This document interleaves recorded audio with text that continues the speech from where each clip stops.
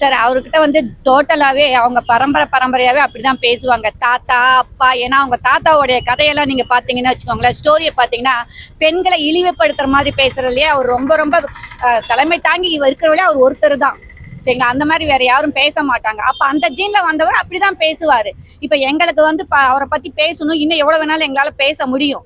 ஆனா பேசுறதுக்கு எங்க தலைமையும் இல்லை, எங்களுக்கும் மனசு இல்லை. ஏன்னா எங்க வளர்ப்பு அப்படி, அவருக்கு வளர்ப்பு சரியில்லை. பெத்த தாயாகட்டும் ஒண்ணு அவங்க ஒய்ஃப் ஆகட்டும் இதை கண்டிச்சிருக்கலாம், கண்டிக்க முடியாத அளவுக்கு தான் அவர் வச்சிட்டு இருக்காங்க.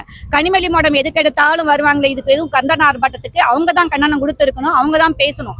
மற்ற அரசியல் தலைவர்கள் எல்லாம் அவருக்கு சப்போர்ட்டா பேசும்போது அவங்க வீட்டில் இருக்க பெண்களே அவரை தூண்டி விட்டு தான் பேசிட்டு இருக்காங்க அவங்க. கண்டிப்பாங்க அவர் அப்படி பேசியிருக்க கூடாது. அவருடைய செயலே வந்துட்டு அவர் யாரு, அவரோட கட்சிமையோட ஆளுமை என்னன்னு சொல்லி காமிக்குது. இது ரொம்பவும் தவறான செயல். அவர் மனம் வருந்தணும், மன்னிப்பு கேட்கணும். அவருக்கு வந்துட்டு தகுதி இல்லாத ஒரு பதவியில இருக்காரு. கண்டிப்பா அவர் அதை விட்டு விலகணும். சட்டசபை நாளைக்கு ஆரம்பிக்கும் போது நாளைக்கு அவர் உள்ள வந்தாதானே தெரியும். ஆல்ரெடி நடந்த சட்டசபையிலேயே அவர் வந்து வாயத்தொடங்க சிஎம் சொல்லியே பேசி 5 நிமிஷம் எழுந்து வெளியே ஓட்டிட்டாரு. நாளைக்கு நடக்க சட்டசபையில உள்ள வந்ததான், இன்னைக்கு வெளியே வரட்டும். நீங்க உள்ள போட்டாங்க, ஃபர்ஸ்ட் ஒரு வெளியே வரட்டும். நாளைக்கு சட்டசபைக்கு வராரா இல்லையாங்கிறது நாளைக்கு அதை பார்த்துக்கலாம். அவரே காமெடியான பீஸ் தானே. ஒரு அரசியல்ல இருக்க ஒரு எதிர்கட்சி தலைவர் எப்படி பேசணும், தராதரத்தோட பேசணுமா, அவருடைய பேச்சு திறமை எப்படி இருக்கணும்னு தெரியாம பேசுறாரு. அப்படின்ற போது அவர் எதிர்கட்சி தலைவருக்கு இருக்கிறதுக்கு லாய்க்கே கிடையாது. ரொம்ப ரொம்ப தப்பான விஷயம். ஒரு நல்ல பொறுப்புல இருந்துட்டு அதுக்கான பொறுப்புக்கு என்ன ஒர்க்கோ அதை பண்ணணும். ஆனா அதை விட்டுட்டு இந்த மாதிரி அசிங்கமான வார்த்தையை யூஸ் பண்றது ரொம்ப தப்பு. அவர் செஞ்ச தப்புக்கு கரெக்டான தண்டனை தான் அது வந்துட்டு அவர் மனம் வருந்தணும். இதுக்கப்புறம் எந்த மகளிருமே வந்துட்டு அவர் தப்பா பேசக்கூடாது. எல்லாத்துக்கும் மரியாதை கொடுக்கணும்.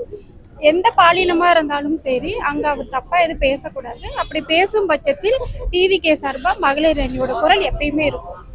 தளபதி வந்துட்டு ஒரு ஃப்ரெண்ட்ஷிப்க்கும் மற்ற விஷயத்துக்கும் வித்தியாசம் இல்லாமல் பேசுகிறவங்கிட்ட போய் நம்ம எதுவுமே பேச முடியாது. எல்லாம் தெரியாத தப்பு செய்யலாம், ஆனால் தெரிஞ்சு தப்பு செய்கிறவங்கிட்ட ஒன்றும் பண்ண முடியாது. அது வேணும்னு செய்கிறாங்க.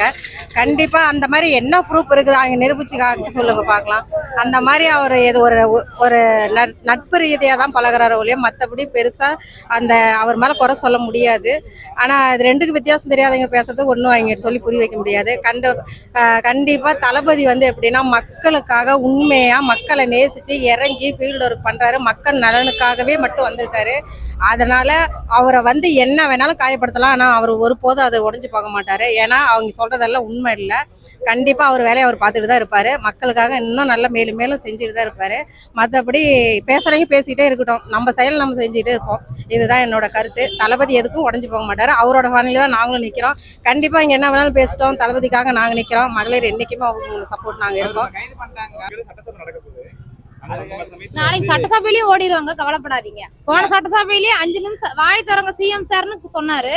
சொல்லி 2 செகண்ட்ல வந்து இன்னைக்கு நாங்க இத்தனை பேர் பேசுறோம், அவருக்கு என்ன பதில் சொல்றாரு அவரு? நாளைக்கு சட்டசபையில வந்து நாளைக்கு எந்திரிச்சு ஓடிடுவாரு. அதுதான் நடக்குது. அதுக்கு வந்து இன்னைக்கு டோட்டலா பெண்கள் சமூகமே அவருக்கு எதிராக கொந்தளிச்சு கிடைக்குது. ஒவ்வொரு திமுக தொண்டனும் தலகுனியனும் இவரை பேசுனது பார்த்து ஒவ்வொரு திமுக தொண்டனும் கண்டிப்பா உண்மையான தொண்டர்களா இருந்தால் திமுக தொண்டர்கள் தலை குனிஞ்சு நிக்கணும். அது எந்த ஸ்டேட்டாக இருக்கட்டும், எந்த மாநிலமாக இருக்கட்டும், எந்த மாவட்டமாக இருக்கட்டும், எங்க முன்னாடி அவங்க தலை குனிஞ்சுதான் இனிமேல் போகணும்.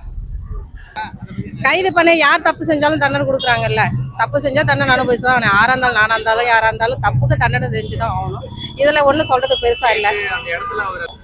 சரி இல்லைங்க, எப்படி பேசலாம்? அப்படி பேசக்கூடாது இல்லைங்களா? எப்படி ஒருத்தரை பத்தி அவ்வளோ, அவர் மட்டும் இல்லை ஒட்டுமொத்த யாரா இருந்தாலுமே அவளை வந்து ரொம்ப கஷ்டப்படுத்தக்கூடாது. ஒரு கேரக்டர் டேமேஜ் பண்ணுற மாதிரி பேசக்கூடாது. நம்ம நேரில் பார்த்தோமா இல்லை, அதுக்கு என்ன ஆதார சாட்சி ப்ரூஃப் ஏதாவது இருக்கா? நம்ம வாய் இருக்குதுன்னு எதாவது வேணாலும் பேசிடலாமா? அவங்க மனசு எவ்வளோ கஷ்டப்படும். இன்னைக்கு ஒட்டுமொத்த தமிழ்நாடே வந்து எல்லாமே கொதிச்சு போய் நிற்கிறாங்க. எல்லா மக்களுமே ஏன் அந்த மாதிரி பண்ணுறீங்க? உங்கள் செயலை வந்து மக்களுக்காக வேலை ஃபீல்டு ஒர்க் பண்ணுங்க, மக்கள்கிட்ட நீங்கள் நல்ல பேர் வாங்குங்க. ஏன் ஒருத்தர் அடிச்சு நீங்கள் வந்து அதை நல்ல பேர் எடுக்கணும்னு நினைக்கிறீங்க? அந்த மாதிரி பண்ணக்கூடாது இல்லையா? நீங்கள் மக்களுக்காக இறங்கி உண்மையாக உழைங்க, மக்கள் மனசில் இடம் பிடிங்க, மக்களுக்கு என்ன பண்ணணும் அது மாதிரி செய்யுங்க. அதுதான் நம்ம தளபதி செஞ்சுட்டு இருக்காரு. முடிஞ்சா அது மாதிரி மக்கள் பேர் நல்லா எடுக்கணும்னு நீங்க வந்து மக்களுக்காக பண்ணி நீங்க நல்ல பேர் எடுங்க. ஆனா மற்றவங்களை டேமேஜ் பண்ணி நாம அதை வந்து செய்யணும்னு நினைக்காதீங்க. இதுதான் என்னோட கருத்து. யாரையும் புண்படுத்த வேண்டாம், எல்லாம் நல்லா இருக்கும். இப்ப ஒரு எதிர்க்கட்சி தலைவர் அவர் வந்து ஒரு இப்ப கணக்கு பாத்தீங்கன்னாக்கா ஒரு ஆப்போசிட் ஆளு அவர் வந்து ஒரு பெண்ணை வந்து ஒரு இழிவா பேசுறது ரொம்ப ஒரு அரசியல் நாகரிகமே இல்லாதவங்க கூட இந்த மாதிரி பேச மாட்டாங்க. ஆனா ஒரு எதிர்க்கட்சி தலைவர் இந்த மாதிரி பேசுறது ரொம்ப அவமதிக்கூடியது. அதனால மற்ற ஒரு அரசியல் தலைவர்களும் இனி வருங்காலங்களில் பெண்களை இந்த மாதிரி இழிவுபடுத்தாத, இந்த மாதிரி ஒரு கொச்ச வார்த்தை பேசாத நடந்துக்கிட்டா நல்லா இருக்கும். அதுக்கு முற்றுப்புள்ளி வைக்கும் விதமாக இந்த போராட்டம் நடந்திருக்கு. கண்டிப்பா மன்னிப்பு கேட்கிறோம். ஏன்னா ஒரு நார்மல் நிர்வாகி பேசுறதை தாண்டி ஒரு எதிர்க்கட்சி தலைவருங்கிறது ஒரு மெயினான ஒரு இதை பாருங்க. அவரே இந்த மாதிரி நடந்துக்கிறதுங்கிறது அவங்களுக்கு வந்து எவ்வளவு ஒரு இழிவை உண்டாக்கும். இப்ப நம்ம தலைவர் வந்து எல்லாத்துக்கும் சப்போர்ட்டா நிக்கிறாரு. இதை புரிஞ்சுக்கிட்டு மற்ற கட்சி ஆளுங்க அவங்களும் வந்து இந்த மாதிரி பெண்களை எடுத்து இழிவா பேசாத நடந்துக்கணும்ட்டு எங்க கட்சி சார்பா எல்லாரும் நாங்க வந்து பெண்களுக்கு சப்போர்ட்டா நாங்க நிற்போம். கண்டிப்பா நிற்போம். கண்ணோட்டம் தான் அப்படி.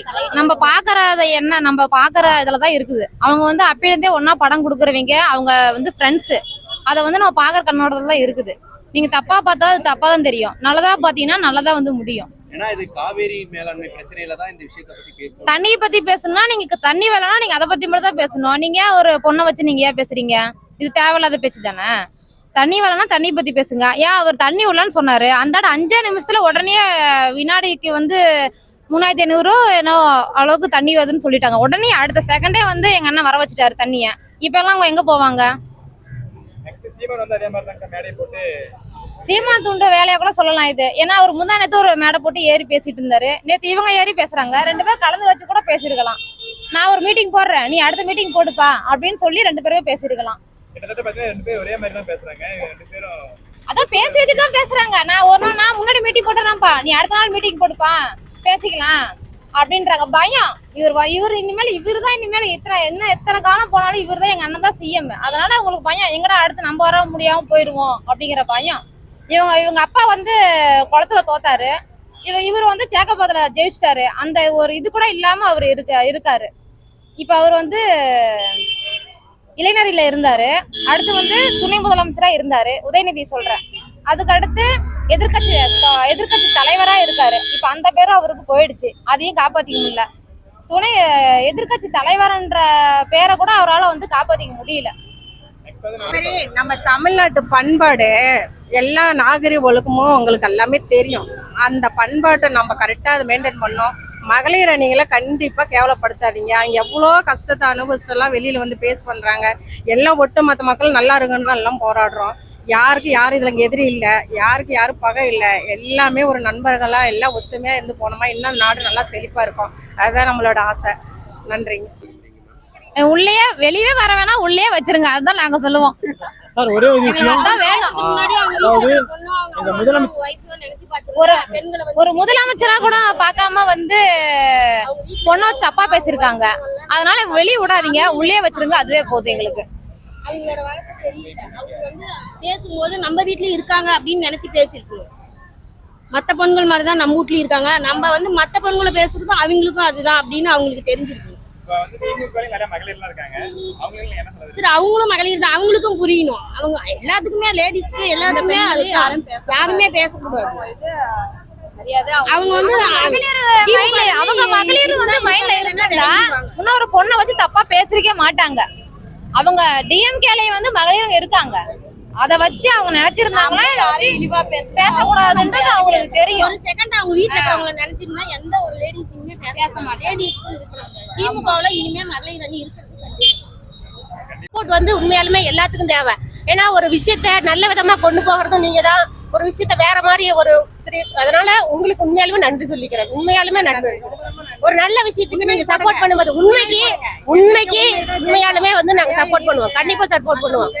உண்மையாலுமே சப்போர்ட். உங்களுக்கு ரொம்ப நன்றி. உண்மை எடுத்து போடுங்க, நீங்க வேற லெவல்ல வளருவீங்க. கண்டிப்பா உண்மைக்கு சப்போர்ட் பண்ணுங்க. தயவு செய்து தப்புக்கு சப்போர்ட் பண்ணாதீங்க. நாடு நல்லா இருக்கும், மக்களும் நல்லா இருக்கும், நம்ம சந்தோஷமா இருப்போம். சீமான களத்திலேயே இல்லைங்க, அவரை விட்டுருங்க. அவரை தேவையே இல்லை. ஏதோ 8% இருந்தாரு, 4% ஆனாரு, அடுத்தது 2% கூட வரமாட்டாரு. டோட்டலா அவர் வேஸ்ட் அவரை பத்தி பேசுறது. நெக்ஸ்ட் இவர் வந்து கைதாயிருக்காரு.